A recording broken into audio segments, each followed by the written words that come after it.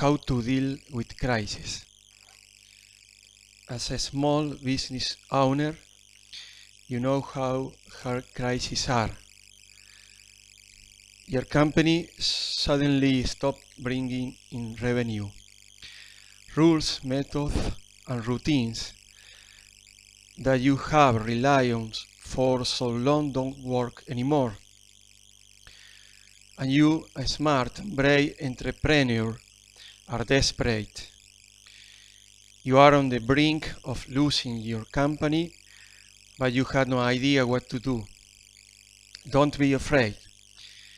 There are many strategies to help you and your company through these hard times, and today I want to share them with you. In this article, I explain how to manage a crisis before it destroys your business with 5 simple tips. 1. Admit you have a problem. You can't deal with a crisis until you can admit that your company has been hit by one. You might have all the stats showing that the situation is critical, but still choose to do nothing. Why? Because the power of denial is immense.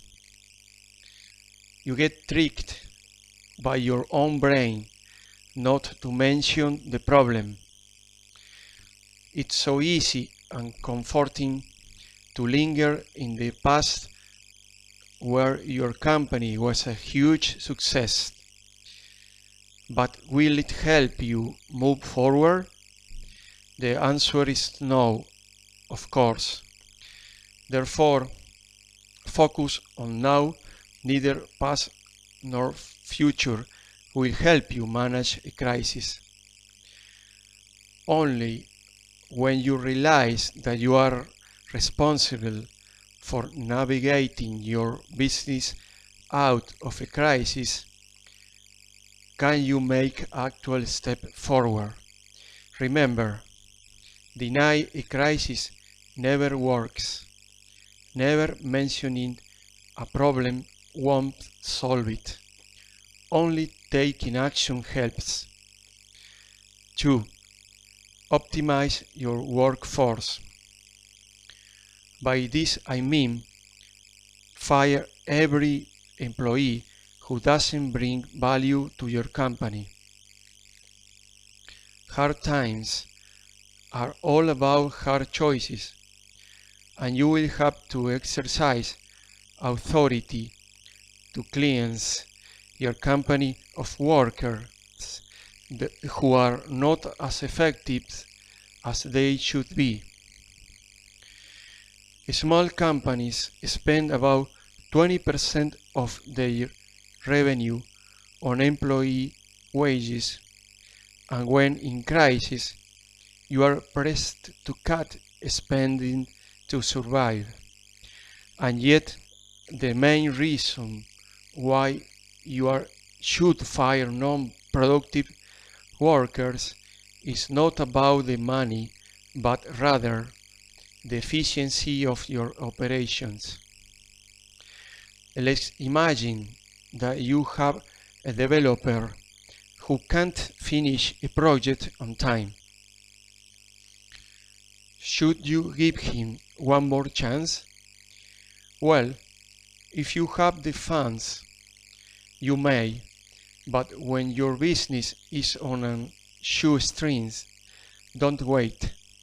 Shut down the project and get rid of this developer. You have already spent tons of resources.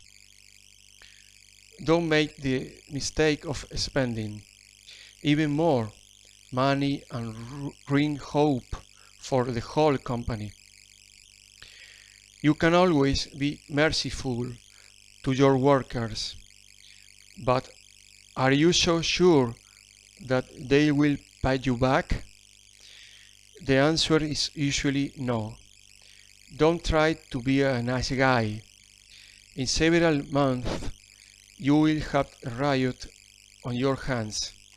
So you are better off firing non-efficient employees now, rather than losing the ones who perform later. Nobody should work for free. Your employees have families to provide for, and the best thing you can do is to be honest with them. Cut and optimize until your budget is balanced. After all, that's what other companies do.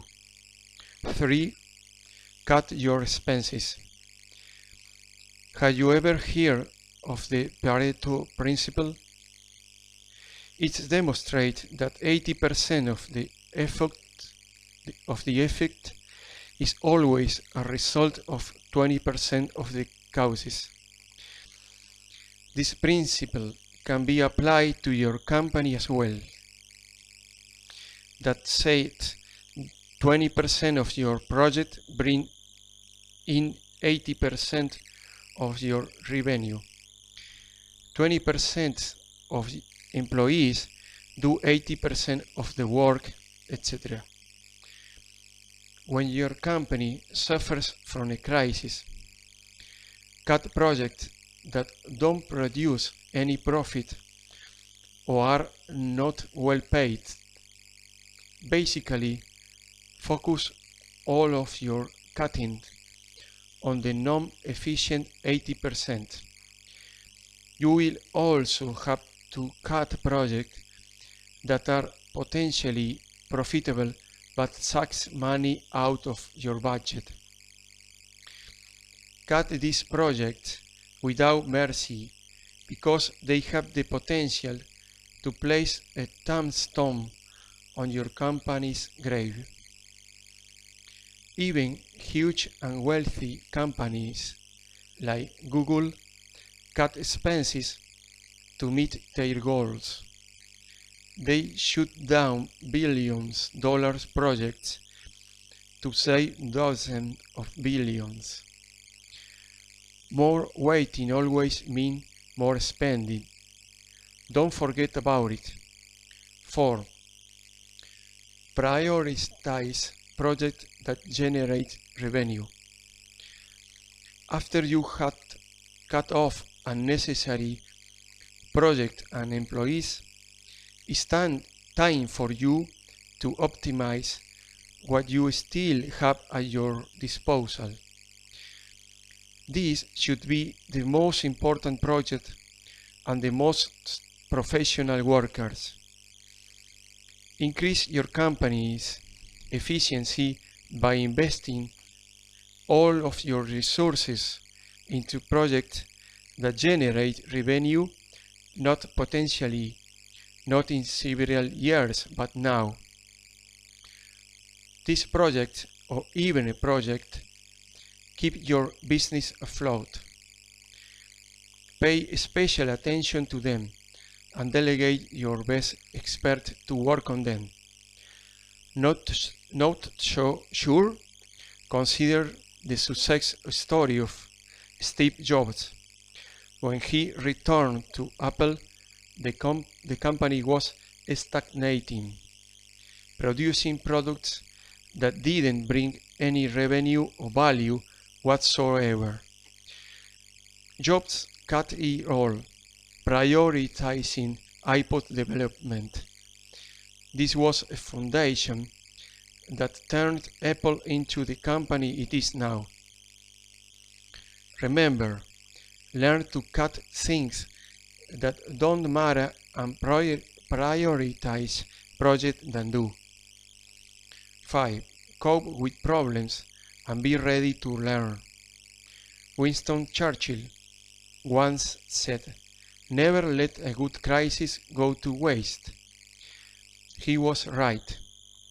Any crisis or any problem is your best opportunity to amplify your skills. Come up with new solutions and move forward. You can cope with problems. Huge expenses and profitable projects non-productive employees. But first of all, you need to learn to break out of your comfort zone. The better entrepreneur you become, which happens in times of crisis, the higher chance your company has to reach its full potential. First, learn to control yourself. An easy on the trigger boss who yells at his team when everything falls apart is not a pleasant sight. You will have to become a bigger, wiser person. There is no other way. Pacify your anger and direct your emotions into problem solving, not destruction. Second, you will have to learn to think strategically and proactively. Stop fidgeting and focus on eliminating reactive thinking from your business management. This will not only help you pay attention to what actually matters, but also turn you into a true leader who controls circumstances, no yells under pressure. Third, learn to be flexible and adaptable. You can never know what life has in store for you. So when unexpected things happen, rethink your plan and move forward. Don't stick to strategies that no longer work. Managing crisis is all about learning new things. Use these new skills to make the difference for your business. Deal with a crisis is never easy, especially when you are pressed for resources. However, if you know how to take the wheel and are committed to solving problems, any crisis can become an opportunity to improve your business management skills, become a smarter person, and take your company to the next level.